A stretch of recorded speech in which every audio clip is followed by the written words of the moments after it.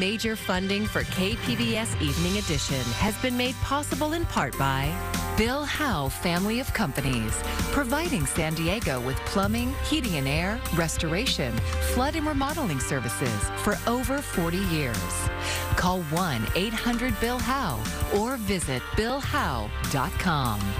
And by the Conrad Prebys Foundation, Darlene Marcos Shiley, and by the following.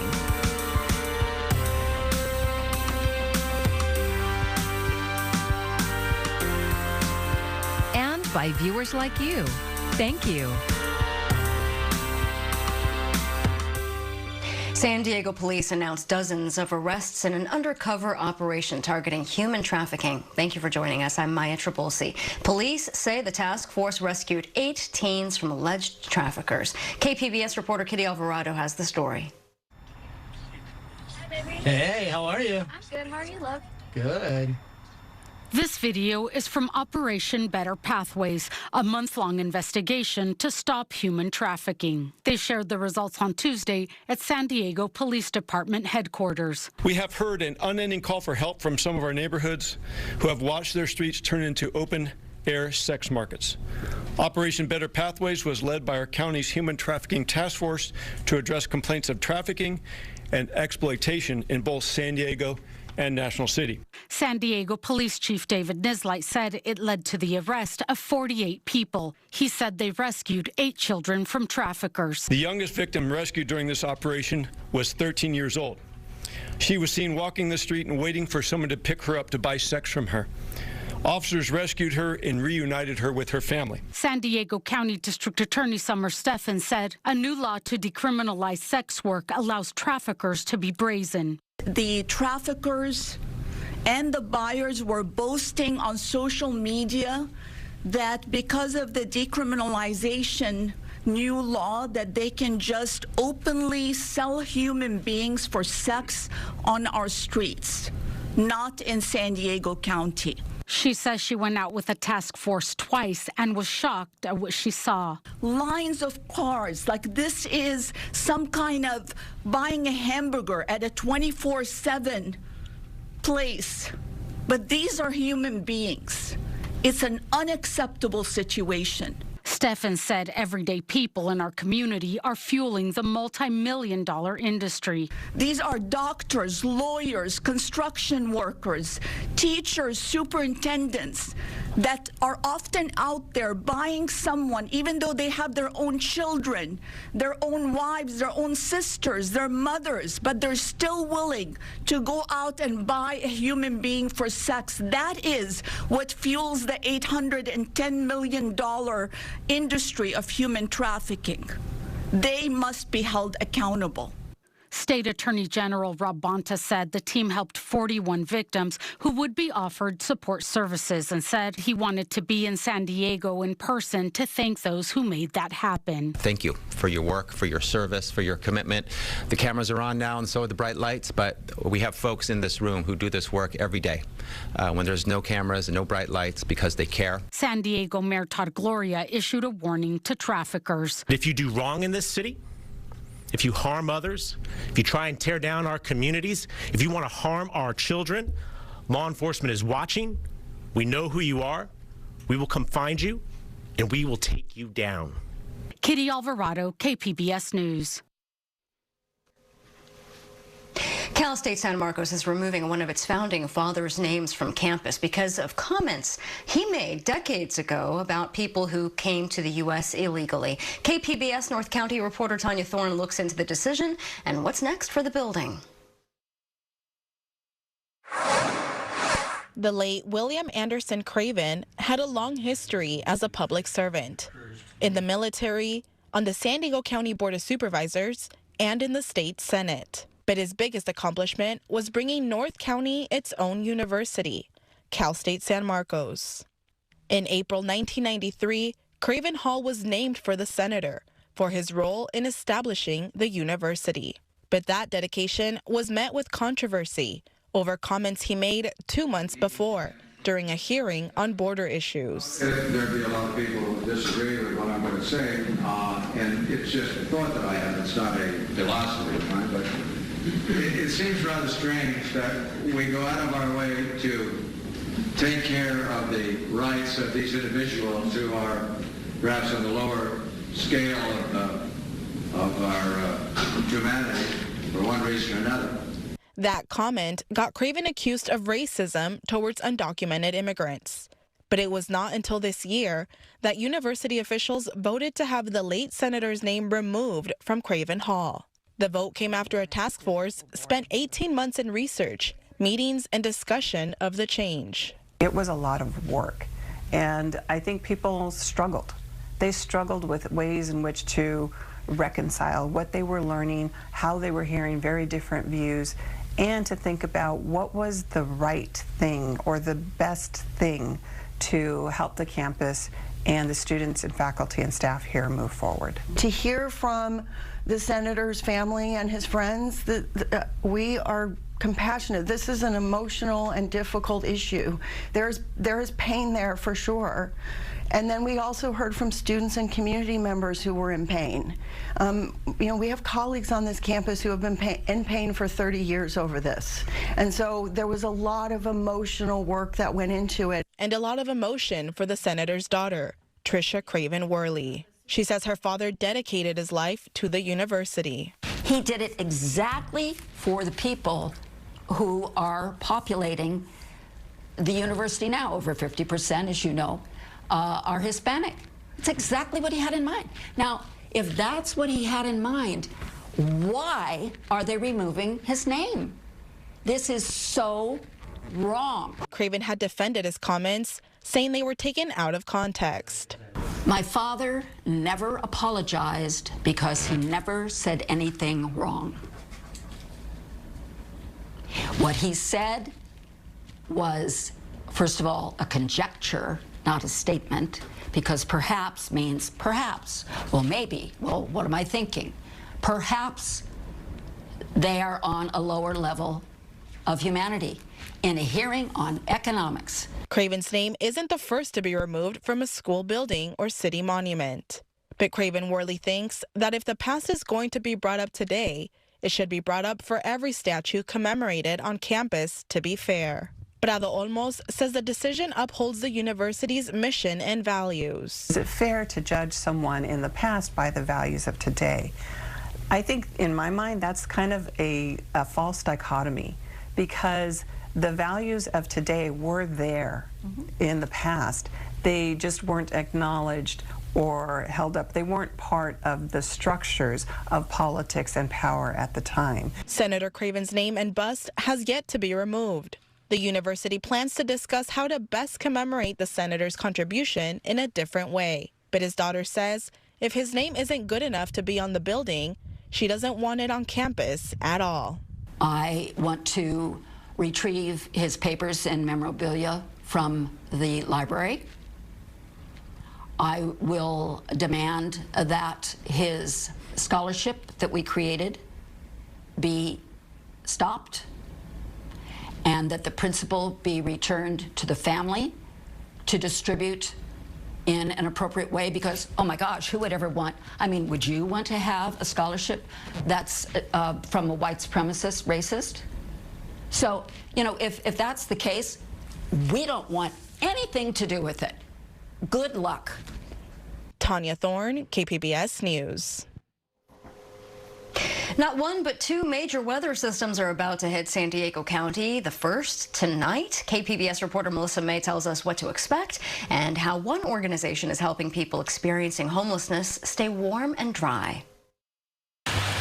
This storm system is actually going to be pretty remarkable because not only are we experiencing those very strong winds, it's going to be a very cold system as well. This could potentially be one of the coldest winter storm systems that we've seen in a few years across Southern California. Elizabeth Shank is with the National Weather Service in San Diego and says this upcoming weather is called a dynamic system and is coming from Canada. Areas even along the coast, we could be experiencing very strong onshore winds with gusts up to 60 miles per hour, even up to 55 miles per hour in the valleys, and then the mountains, they're going to be experiencing dangerous wind speeds, potentially approaching 100 miles per hour. Snow could reach a few feet in the mountains, and the coast and valleys are going to struggle to get above 50 degrees for the next couple of days. A second storm system is going to hit right after, and will have gusty winds and cold temperatures like the first, but also heavy precipitation.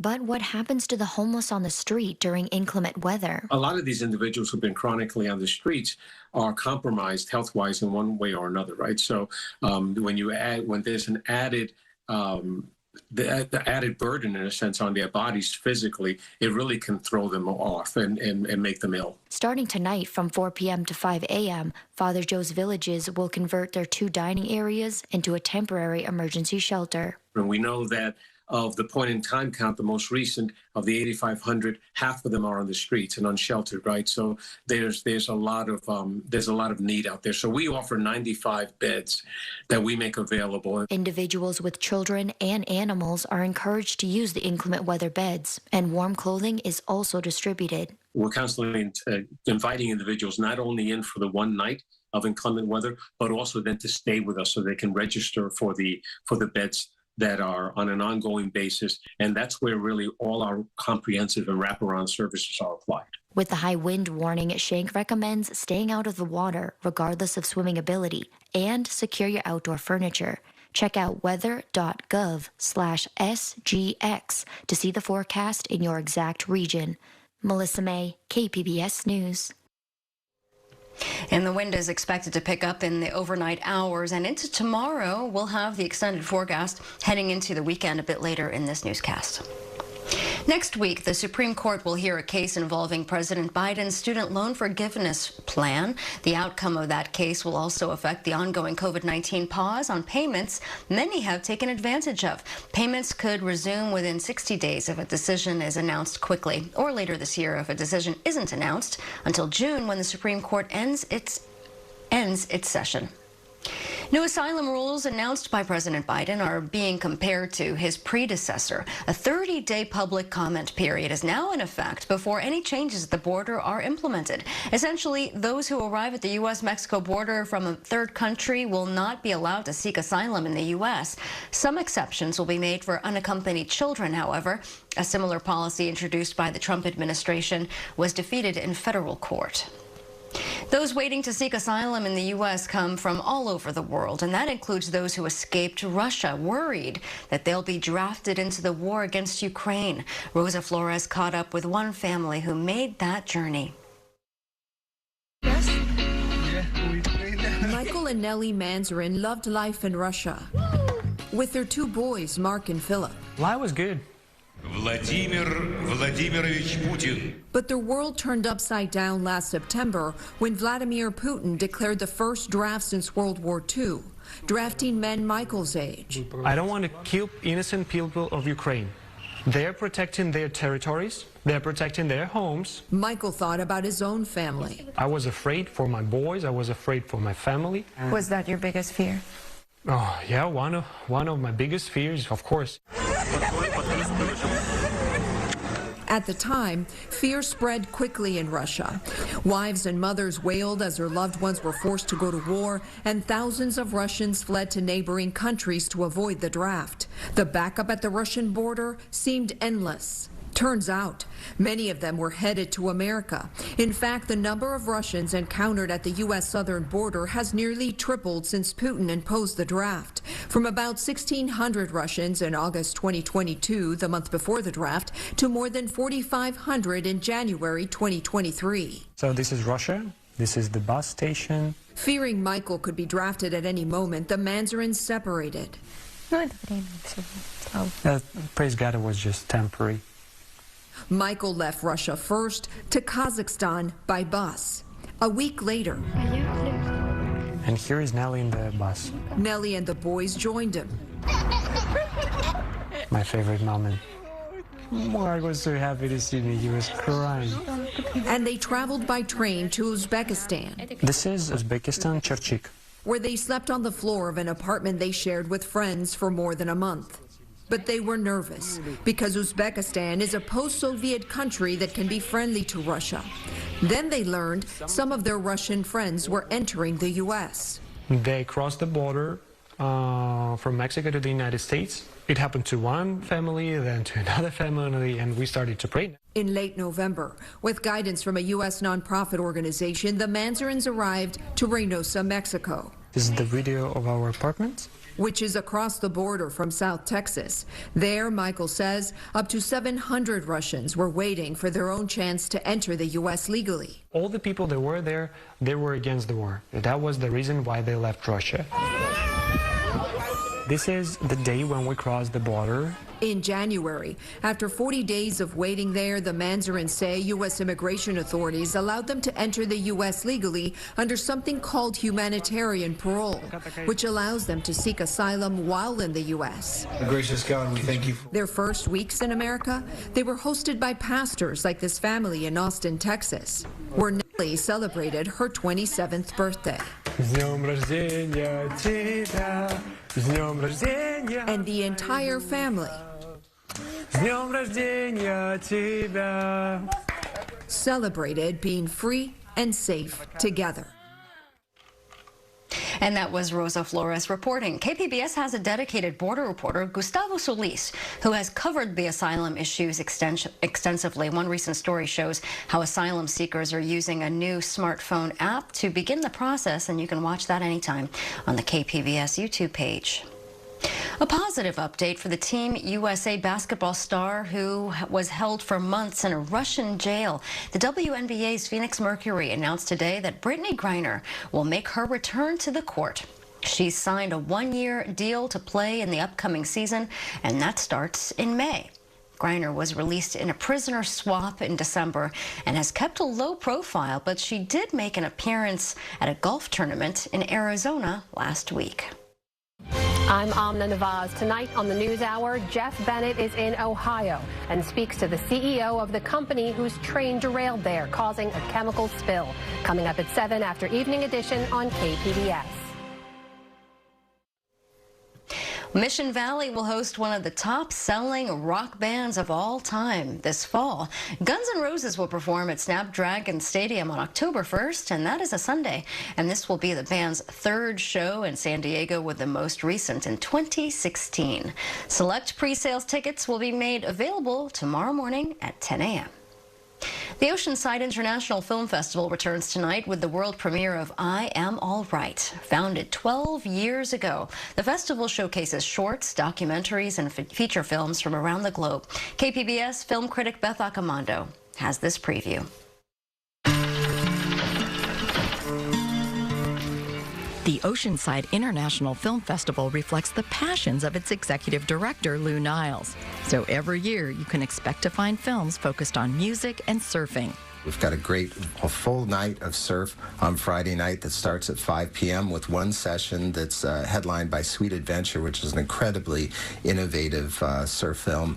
Big Wave Guardians is just amazing epic surf film about the people that guard the North Shore and protect people's lives in some of the most dangerous waves of the world. When a surfer is knocked unconscious, you only have about 4 to 6 minutes before they run out of oxygen. Lifeguards, it's like a group of warriors. In a moment's notice, they'll put their life on the line to save a perfect stranger. I've had multiple friends smash their head into the reef, and, thank God the lifeguards were there. I don't think they would have made it.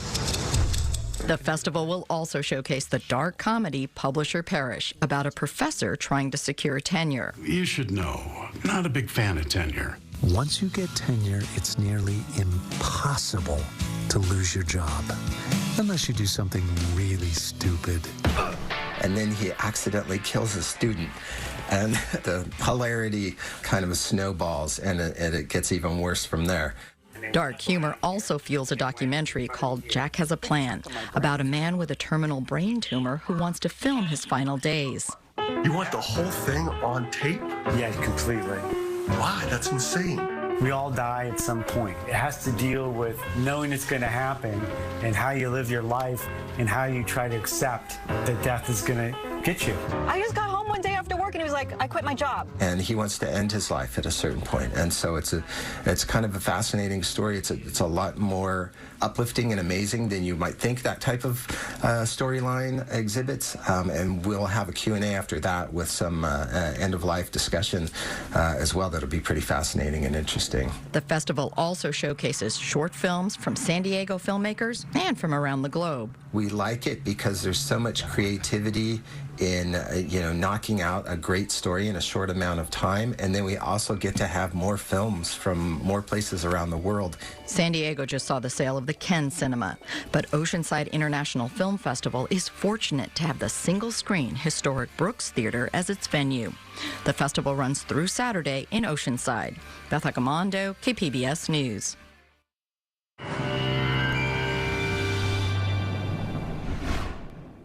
Lots to talk about in terms of wind. That will continue tonight to right through your Wednesday. Rain, mountain snow arriving and continued stormy as we head our way right into and through the weekend. Here's what type of wind we're talking about out toward the coast. We're going to see those winds gusting 40, 50, 60 miles per hour from the west, but out east into the higher terrain toward Mount Laguna. Julian, we could see winds here topping 60 miles per hour. In some cases going well above that, making for some difficult driving conditions. In addition to the wind, there's going to be snow coming in, and we're going to be talking about some lowering snow levels here as we go throughout the next 24 hours. In fact, we could see those dipping down below 2,500 feet into some of the interior valleys, mountainous terrain, winter storm warnings going all the way up into the weekend. Winter weather advisory up again as we go from Wednesday morning into Thursday morning. Let's talk about tonight as the rain arrives. We'll be falling down to 49 San Diego, 43 Oceanside, Mount Laguna dropping down to 31. The snow coming in. Snow levels will be dropping as we go throughout your Wednesday. First area of energy begins to slide its way off to the east. We will see some showers of rain and snow over the higher terrain. Snow levels can get all the way down to right around to 2,500 feet. San Diego tops off at 57. Borrego Springs 57. A lot of wind continuing. We work our way into Thursday and especially Friday into the weekend. We're going to see a more potent storm dive its way paralleling the coast, and this is going to bring some additional moisture in. And we can see quite a bit of snow back into the mountainous terrain. Snow levels initially starting up high around 5,000 feet. Those will come back down to around 3,500 feet or 3,000 feet as we go throughout the weekend. Out toward the coast, we're looking at wind and rain the next couple of days, but continuing as we head our way into the weekend. As we talk about interior valleys, also looking at windy conditions with showers on Wednesday, more wet weather, a steadier rain Friday into Saturday, but lots of snow coming up here, especially over the mountainous terrain as we work our way into Thursday, and especially as we head our way into Friday and also into Saturday. High temperatures only into the 20s. Overnight lows dropping down into the teens and even into the desert. Significant impacts coming in. Strong winds here first as we work our way into Wednesday, along with wet weather, steadier, heavier rains as we venture into Friday, and still looking sulky even into the weekend. For KPBS News, I'm meteorologist Justin Pavic.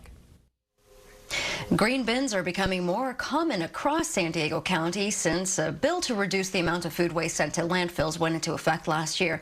But do you know what can go in them? KPBS reporter Claire Strong went to find out. Even if you have a small space, right, you have a balcony, just a patio, and all you can really stand is this much space, maybe just a small box, you can put worms in there. Nam Haley Duke from the Solana Center for Environmental Innovation in Encinitas is as passionate about composting as he is knowledgeable.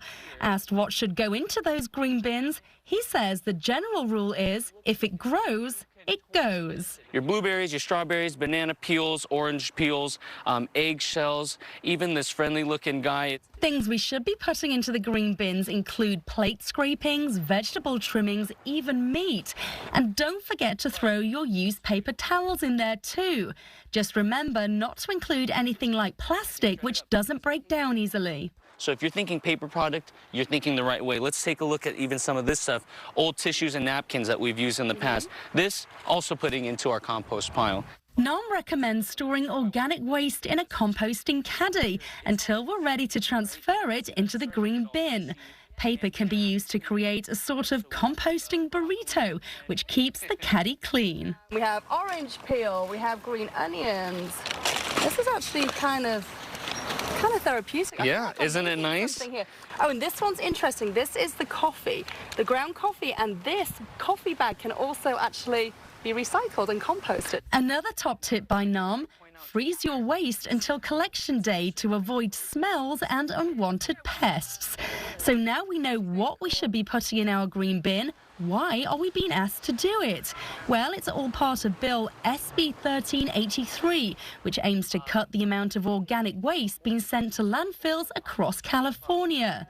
Jessica Todt is the executive director at the Solana Center and explains why it's so harmful for the environment.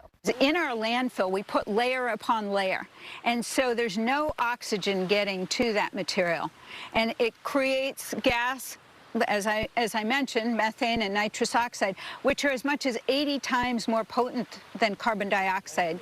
Once the green bins are emptied, the waste will then make its way to one of the county's composting facilities. It's hoped all this will reduce the amount of organic waste in landfills by 75% over the next 2 years. Claire Strong, KPBS News.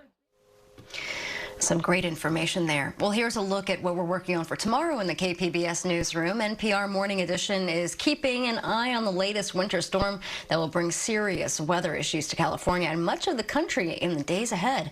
And then on KPBS Midday Edition, we'll have our weekly update on all things COVID-19 in San Diego with Dr. Eric Topol from Scripps Research. And you can find tonight's stories on our website, kpbs.org. Thanks so much for joining us. I'm Maya Trabulsi. Good night.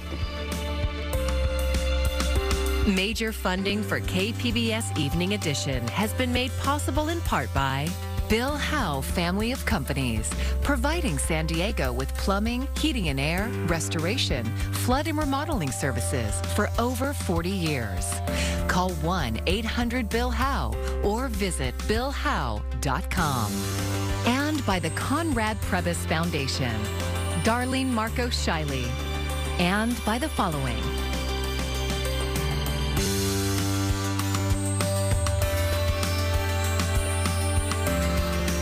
and by viewers like you. Thank you.